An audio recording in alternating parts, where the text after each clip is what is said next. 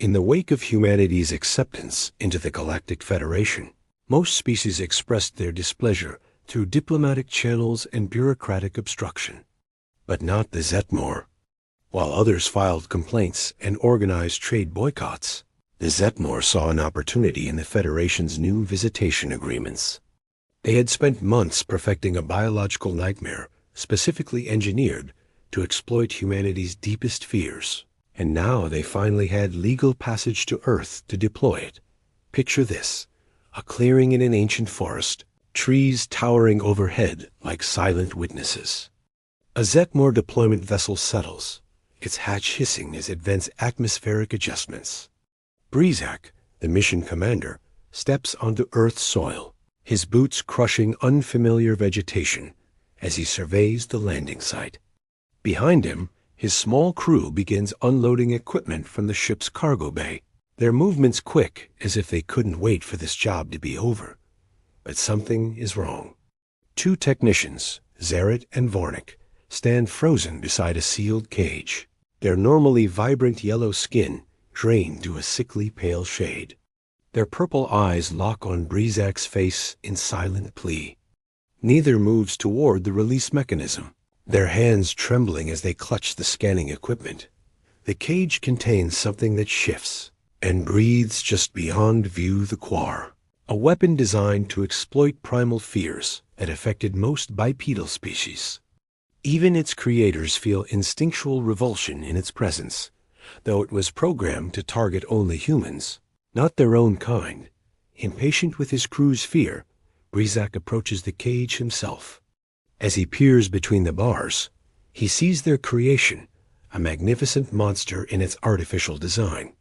Green fur covers its massive frame, thick and coarse like wire bristles. It stands on 4 powerful legs, its shoulders reaching Brizak's chest even at rest. But it's the head that makes him pause an enormous skull, housing rows of razor-sharp teeth, each the length of his finger. The Quar's yellow eyes are closed, but its nostrils flare as it samples the air around the cage dot. It's a wolf-like monster, artificially evolved beyond nature's intention into something that violates every instinct of safety. With steely determination, Brizak opens the cage. The Quar's eyes snap open yellow orbs that seem to glow in the forest shadows. It rises to its full height, muscles rippling beneath its green fur as it tests the boundaries of its new freedom. Brizak raises a training stick and activates it. A blue spark arcs between the conductors at the tip. "Move along," he commands, pointing deeper into the forest.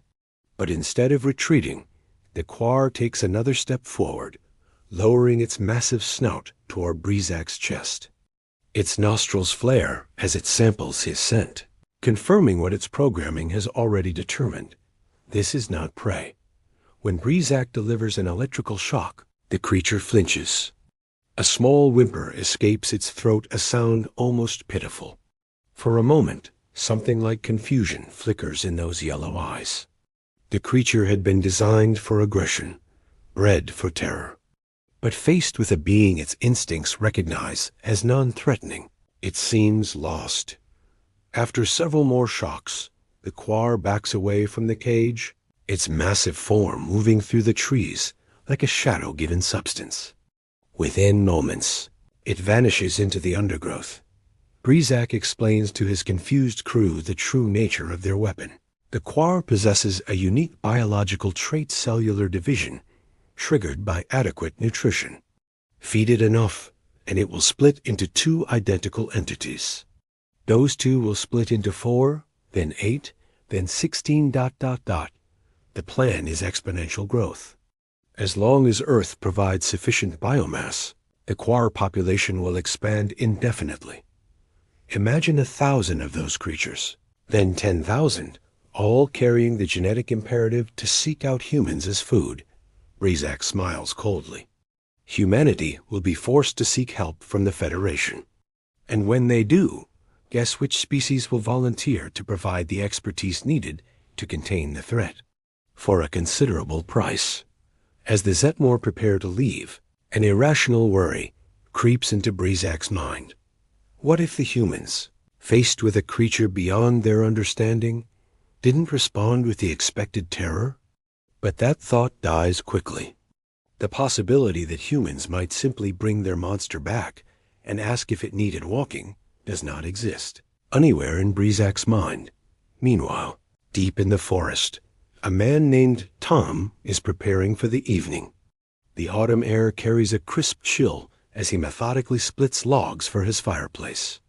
Hours have passed as the quar wandered through the endless maze of trees, its yellow eyes scanning for the prey its programmed instincts demanded.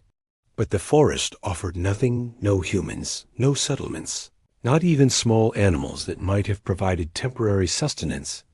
Tom raises his axe above his head and brings it down hard, splitting a log cleanly in two. The sound echoes through the clearing around his hunting hut. He wipes sweat from his forehead, despite the cool evening air, and surveys the growing pile of split wood beside him. A twig snaps. Tom pauses, axe halfway to the next log, and turns toward the dark wall of tree trunks surrounding his small clearing. His eyes sweep the shadows between the pines, searching for movement. Finding nothing, he returns to his work, assuming it was just a squirrel, or perhaps a raccoon. As the sun begins to set, Tom prepares for his evening ritual. He feeds his aging hunting companion, Rusty, a retriever too old now for the long hikes through rough terrain, and begins carrying split wood inside. His hunting hut is small but comfortable, with a kitchenette, a wood stove, and a narrow bed. Outside, he has a small stone fireplace, specifically built for smoking meat. The deer Tom had hunted earlier hangs cleaned and quartered in the hut's small, cold room.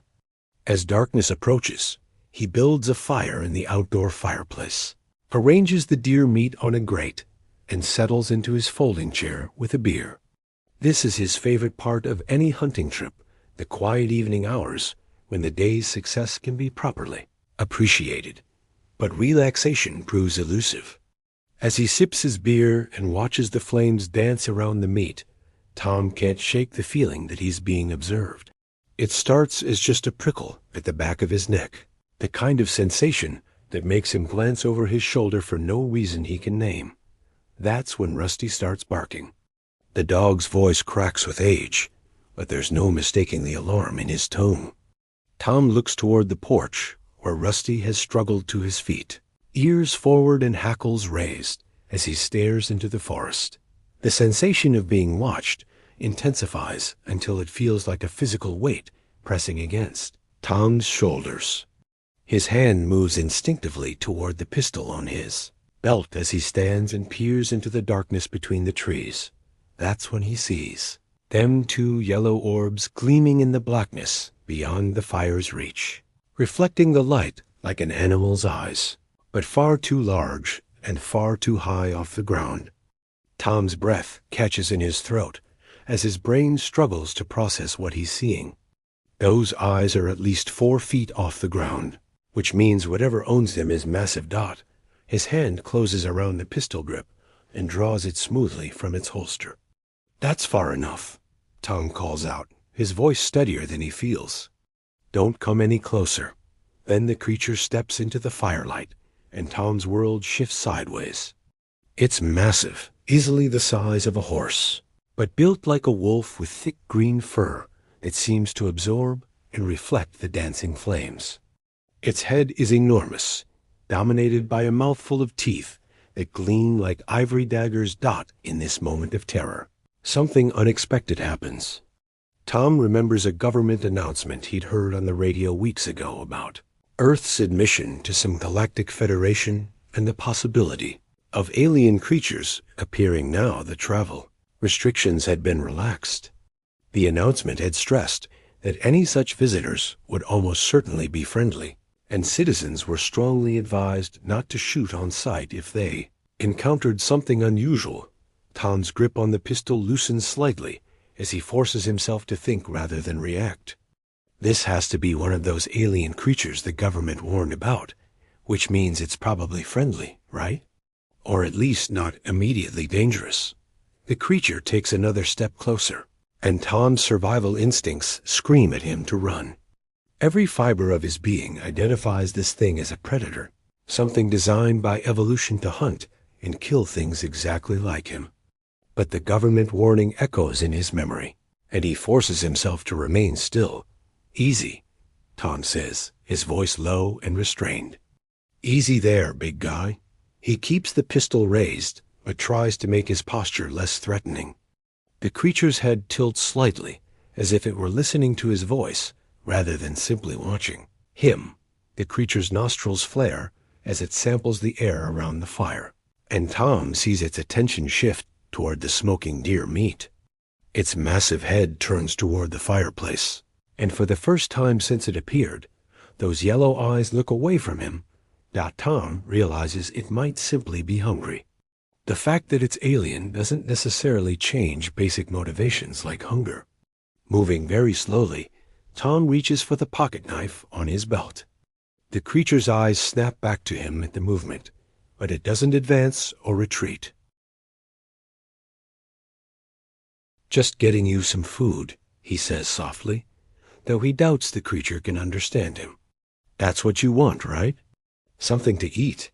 Tom approaches the fireplace, his steps careful, the pistol still in his right hand, while his left works the knife.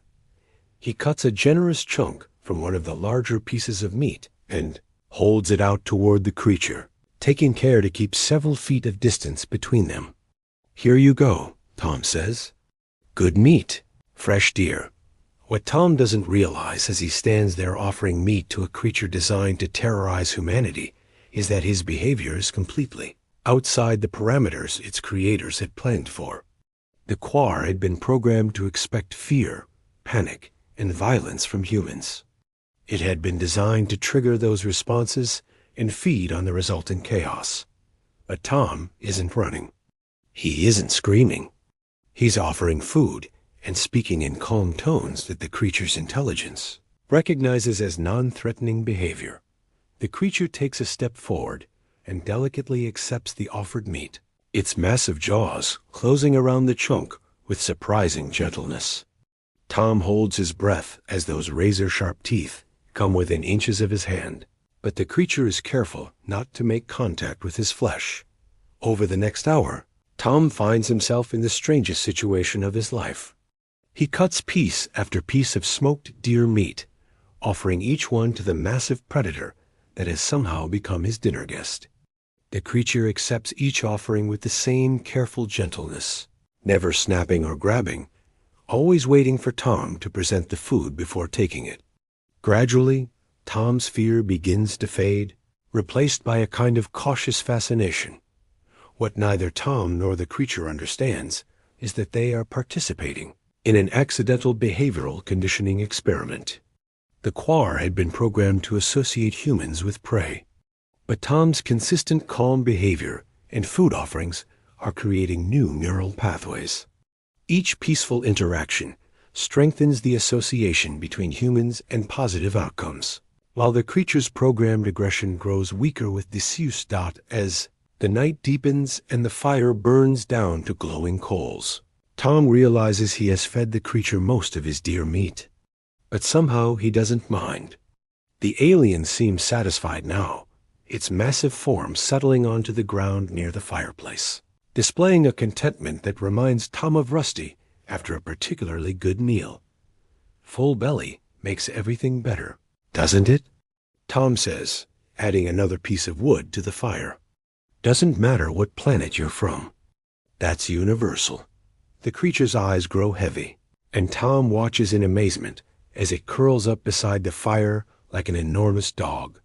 Within minutes, it's clearly asleep. As the night progresses, Tom reaches out slowly and gently places his hand on the creature's side. The fur is coarser than it looks, but warm from the fire's heat. Beneath his palm, he can feel the constant rhythm of the creature's breathing and the powerful muscles that lie beneath that green coat. The creature stirs slightly at his touch, but doesn't wake. Tom begins to rub the creature's belly with gentle circular motions, the same way he might pet Rusty. To his amazement, One of the creature's hind legs twitches in response, exactly like a dog's would during a belly rub. "Well, I'll be damned," Tom whispers. "You really are just a big puppy, aren't you?" The next morning brings an unexpected confrontation. One day has passed since the deployment, and Brizak sits hunched over the communication station inside their vessel, cycling through human news broadcasts with increasing desperation. "Anything?" Vornik asks. "Nothing," Brizak snarls. "Sports scores, weather reports, some nonsense about a bake sale. Not a single mention of missing persons or mysterious attacks." As they argue about what might have gone wrong, movement at the edge of the clearing catches their attention. Through the viewports, Brizak sees figures emerging from the forest. His first thought is relief finally, some human response to their weapon. Perhaps search parties looking for missing people or military units investigating reports of a dangerous creature. Then his brain processes what he's actually seeing, and his world tilts sideways. A human in some kind of uniform is walking toward their ship. Behind him comes another human, older, wearing what appears to be primitive hunting attire. And behind that human, trotting along on what looks suspiciously like a restraining cord, is the Quar. Their ultimate weapon against humanity is being led around like a domesticated animal. "It's wearing a leash?" Vorik says in disbelief. "Our apex predator is on a leash." The Quar looks content. Its massive head is held high, its steps are relaxed, and there is no sign of the aggressive behavior they expected. The uniformed human, clearly some kind of authority figure, introduces himself as Sheriff Spencer. With him is Tom, who proudly explains, "Found this big fella wandering around my hunting camp last night. Figured somebody must be looking for him."